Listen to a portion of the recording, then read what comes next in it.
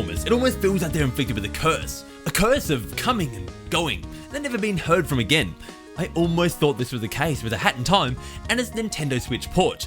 We kind of heard of it, and then it just went away, almost like it was lost to the space-time continuum. Of course it wasn't, and now we know it's coming out on October 18th. Now there are many good reasons that you might want to pick this up on the Switch. I know there's many reasons that I will be, so let's go over those different reasons and what the kind of differences are here.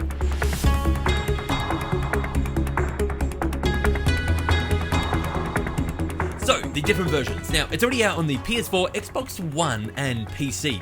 With the PC being the most updated version, has all the updates and DLC that's come out so far, and the PS4 and Xbox One have just kind of, unfortunately, been left behind.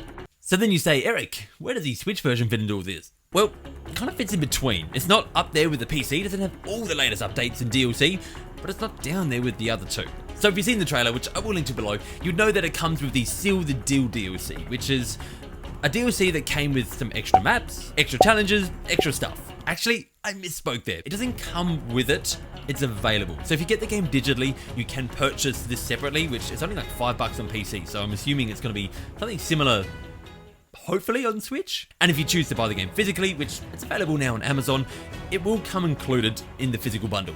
Now the DLC that you're missing out on, you're still not quite up there with, is Yakuza Metro. It's the latest one. It comes with a 50-player online mode as well. Strange. But I guess you can see why maybe it's not included, because maybe they couldn't get it to run. Although I would still love to see that Japanese-inspired cat-themed area. I think that would be cool.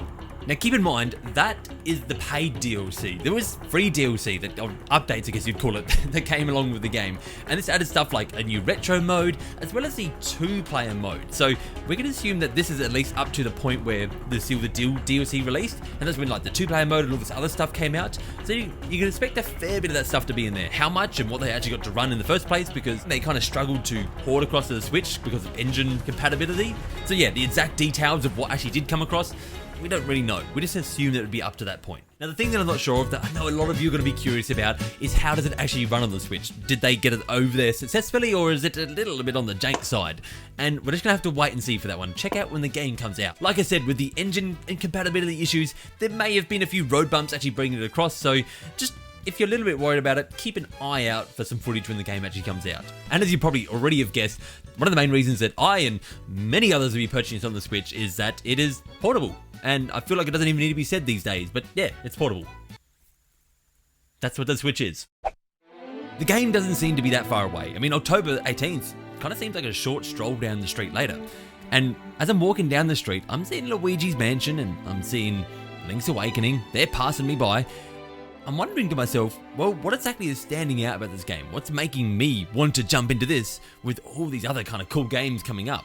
And I think kind of one of the biggest things for me, apart from it just being a 3D collectathon genre, which I love, I think it's because it takes inspiration from things that I love, and I can see that in this game. So a little while back now, I actually got to have a chat with Jonas, who is the man behind the hat, under the hat. And back then, it became quickly apparent the passion that he had for the 3D platforming genre. But one other thing that he filled me in was that his favourite game of all time is Paper Mario and the Thousand Year Door. I mean, I kind of share that in common with him, but my point here is that I can see some of these, let's call them inspirations, that have made their way into this game. Some are quite subtle, and some on the other hand, as I found out when I was streaming Paper Mario, they're not quite so subtle. Fools! Long story short, what I personally am noticing is just a gorgeous world, with some great characters and some killer music. Putting all these things together, I'm sure it's going to make a pretty good game, and that is why I'm looking forward to it. Now, make sure to let me know if you're looking forward to A Hat in Time, and if your heart beats for the collectathon genre. Also, if you enjoyed today's video and you like taking a look forward at games that are coming out and getting that info, make sure to hit the subscribe button, and possibly even like the video if you enjoyed it. And for great Nintendo entertainment, remember, you can count on me.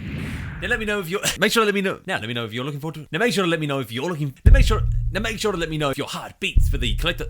Now make sure to let me know if it you. However, in my other hand here I hold the Switch version, which I don't own yet.